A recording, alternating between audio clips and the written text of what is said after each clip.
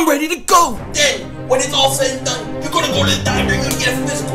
You better get your prostate exam. Go get your prostate exam. No more waiting. Get it done. I'm not getting that done.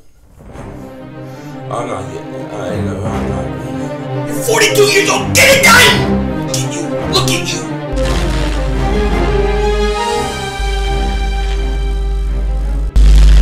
Hello everybody, how you doing? King Dingbat here, and I'm here on a special occasion. What is that occasion? It is the start of this weekend.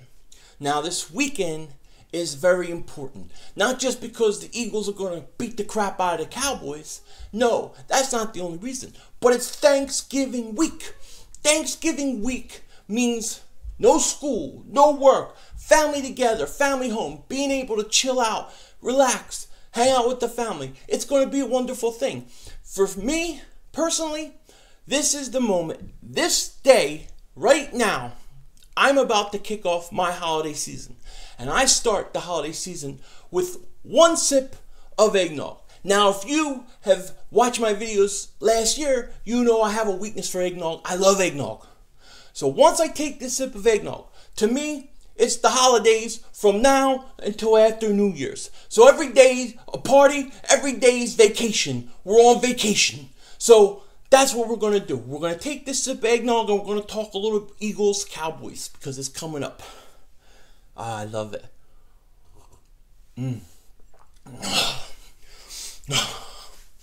Oh my gosh. A week in the knees. That's so good. It just gets better every year. It gets better. Oh, I love it. I love it. Whew. Now, the Eagles and the Cowboys have released their injury report.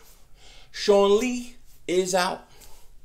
Tyron Smith is questionable, but it doesn't sound like he's going to play. Alshon was on the injury report. I guess he hurt his ankle, but it looks like they expect him to go. Ronald Darby back. I think Ertz is back. It's going to be a beautiful thing. I love the position that the Philadelphia Eagles are in. So it's going to be a wonderful thing. Now, let me communicate with you Dallas Cowboy fans real quick. All right. So Dallas, I'm going to say something so you would understand it. It will be translated. Dallas, we hate you. Dallas, you stink. Dallas, we're coming for you. In 2 days, we're taking your land.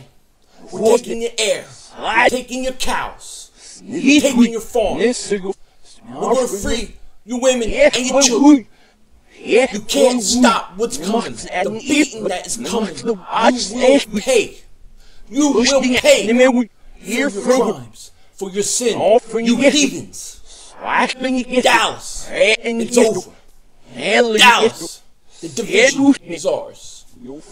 Dallas, we got the best quarterback. King Dingbat, out. Okay, so that's all I got to say to Cowboy fans. Figure out the message. Now I want to speak to Eagle fans. I want to speak to my paisans. We are in a great situation. A situation of being 8-1 and with a win this week could pretty much clinch the division. It's pretty much over. Maybe not technically, but it's over. And I know what some Eagle fans are thinking because thoughts go through my mind too. We know the Eagles, the big collapse is coming. Something will happen to screw them up. And you may be right. You may be right. I don't know. You may be right. Who knows? Who the hell knows? You may be right. But I don't think so. And I don't think so for one reason. Carson Wentz. I feel like with him in my gut, on a gut level, I feel like we're on a different path. I feel like we're on a different path altogether. And it's something that we've never seen. That's what I feel like as an Eagle fan, you know? And it's funny because if you mention this to like other people or Cowboy fans, they go, you're trying to compare it to Brady. You're acting like the Eagles are going to win the Super Bowl this year. Nobody says anything. No Eagle fans are saying anything like that. But you're not allowed to enjoy the moment, okay? I don't know how far the Eagles could go. I don't know. All I know, you win the division, you get a bye week, you got a shot. You take your best shot, and then we go from there. That's all I know. That's all I care about right now. But I don't feel like Carson Wentz is a choker. We're going to find out. We're going to find out. You know, but I don't feel like it. In my gut, I don't feel like it. In my gut, back in the old days, I felt like we would choke things away. I knew that, you know. And I don't consider myself an Eagles cheerleader.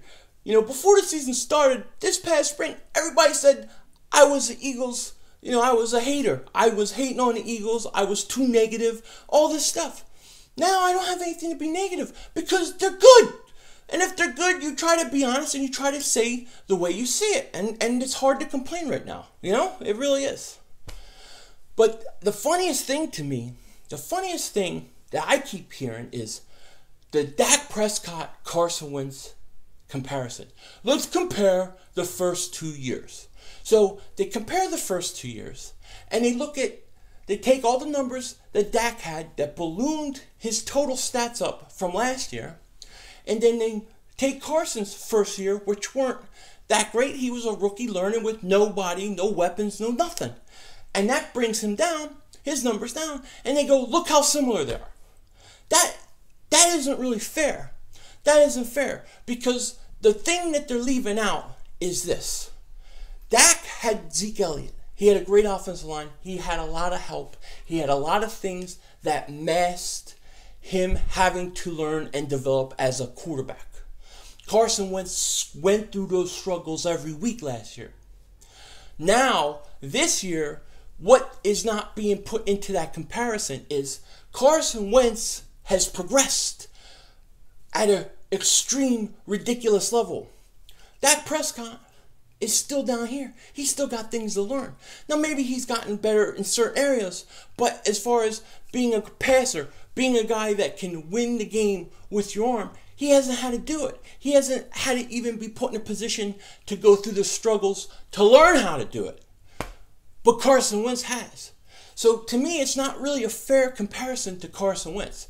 It's a skewed number where you're basing Dak Prescott's numbers on year one instead of currently.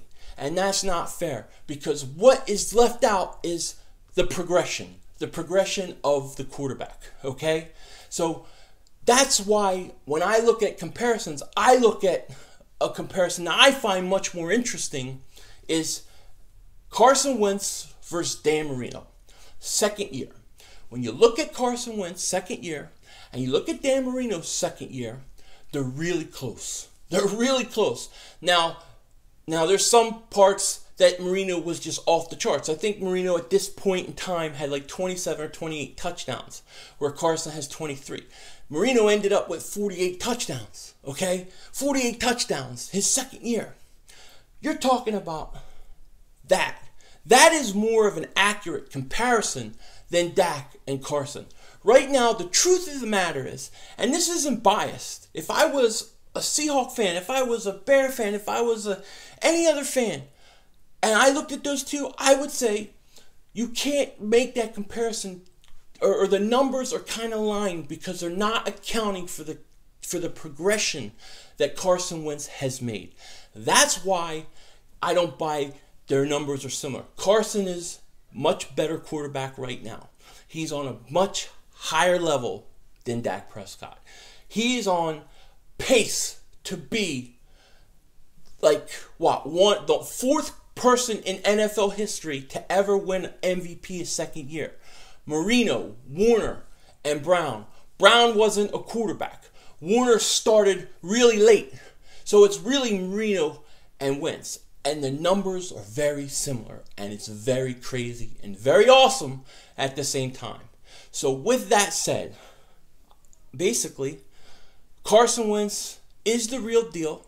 Carson Wentz is, in my opinion, the most valuable player in football right now. And what I mean by that is if you count for everybody's age, like Brady, like Rodgers, and where everybody is right now, there's not one guy I would trade straight up for Carson Wentz. It wouldn't happen. To me, he's the most valuable player in football right now. With that said, it's time to go drink my eggnog and enjoy my family. If I can put these stinking glasses on. But, hey, Thanksgiving week is here, and we're 2 days away. Take care. Talk to you later. And don't be a dingbat.